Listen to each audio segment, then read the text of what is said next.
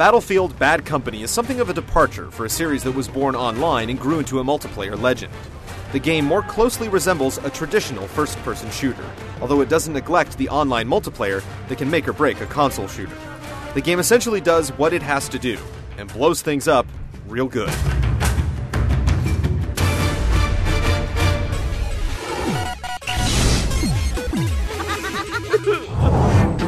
Shut your trap, Sweetwater! Oh, we're going to Zabagrad, huh? So what's so bad about this company?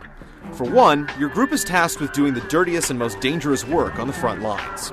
It's a thankless job, and the guys in your squad aren't the type you'd see in recruitment commercials. Whatever you've done is as bad as that. Not like Chris Christopherson's third album. Oh, bad. Worse. You've got a cowardly whiner, a hillbilly who loves seeing things go boom, What are you staring at? a long-suffering sergeant who can barely keep everyone in line, and you. Do you know what squad I'm supposed to belong to? As Preston Marlowe, you're the guy who's just kind of there when he isn't single-handedly tearing the enemy a new one thanks to your controller inputs. Bad Company hits you with a lot of story, focusing on your PO'd group going out for themselves to grab mercenary gold. There's a lot of irreverent dialogue and plenty of jokes, so you'll definitely get to know your fellow soldiers on more than one level. Their personalities and plights are hit or miss. Did she sound a bit upset? I thought she sounded upset. That can't be a good sign. If you can stand the jerks, then more power to you, but if not, you'll have to grin and try to bear it. Being stuck in place watching a bunch of cutscenes from a first-person view isn't ideal, but it's a huge step up from the typical Battlefield story that usually amounts to little more than, so there's this war. That's not playing it very safe. My middle name is not safe. Well, actually, it's Gordon, but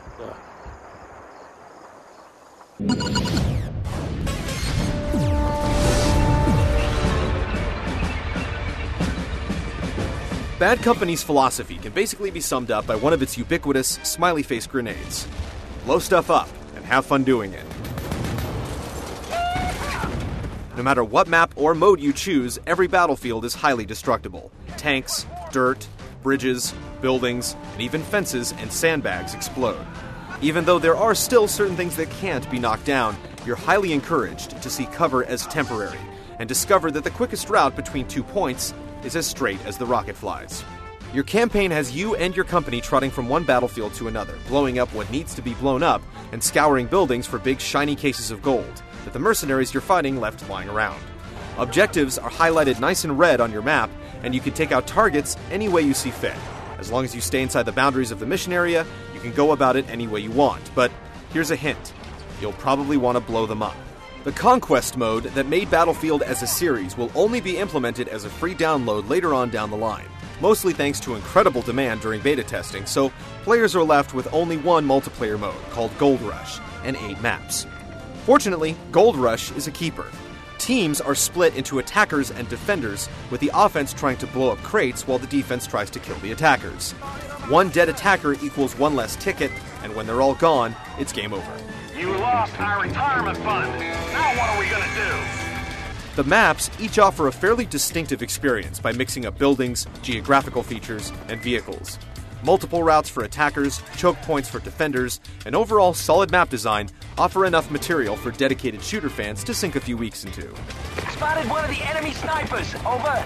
The online game also uses a rank and upgrade system that was started by the Battlefield series and was nearly perfected in Call of Duty 4. It awards players with experience for helping their team, which in turn leads to increased ranks and the opportunity to unlock a new weapon for the class of choice. Finally, a class system offers players on either team 5 choices to be all they can be. Some roles obviously complement each other, such as the specialist tagging a tank or helicopter with a tracer dart, which gives the demo guy a chance to lock on and fire a homing rocket. The support class has a nice combo of heavy machine gun and the ability to dispense health kits, which is useful to everyone since only the assault class can unlock the ability to self-heal. The Battlefield pedigree comes shining through here as the developers have been honing the formula for years, and it definitely shows.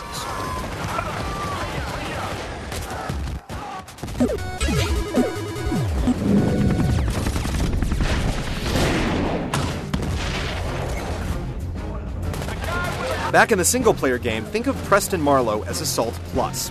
You'll always have access to the miracle healing syringe, and you'll be able to juice yourself up to 100% every few seconds.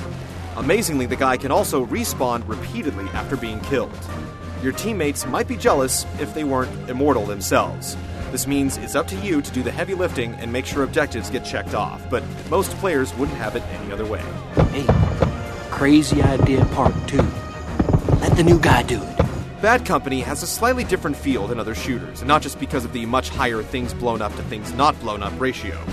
Weapons feel powerful, especially considering how destructible most of the world is.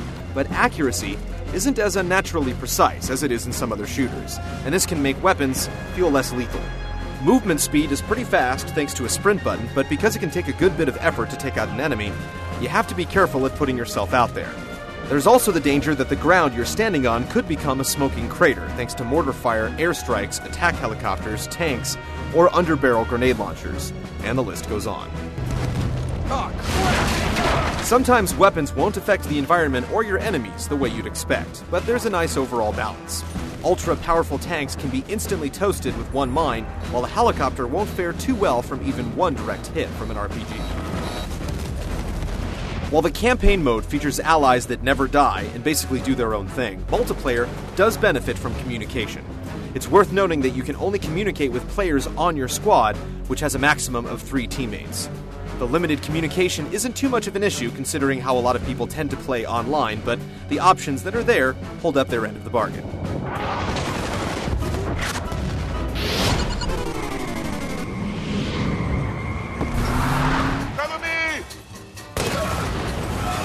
Unsurprisingly, the best thing Battlefield has going for it are the explosions. They look great, they sound great, and you'll definitely know when one hits. The only complaint here is that so many things blow up so well, finding something that's indestructible is a little disappointing. Weapons, in general, still attack the ears just as you'd hope they would, and the English or Russian chatter is pretty believable as well. The game's soundtrack loves to play the harmonica, which vaguely ties in with the overall vibe, but probably won't have you dancing a victory shuffle. As for the actual battlefields themselves, they look pretty good at eye level and impress with their scope when viewed from a high spot. Bad Company does more than the bare minimum, but doesn't set any new presentation benchmarks.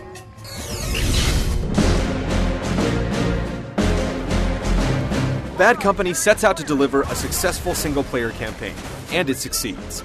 This isn't a unique feat, and it's not a new high standard, but it's definitely a first for the series.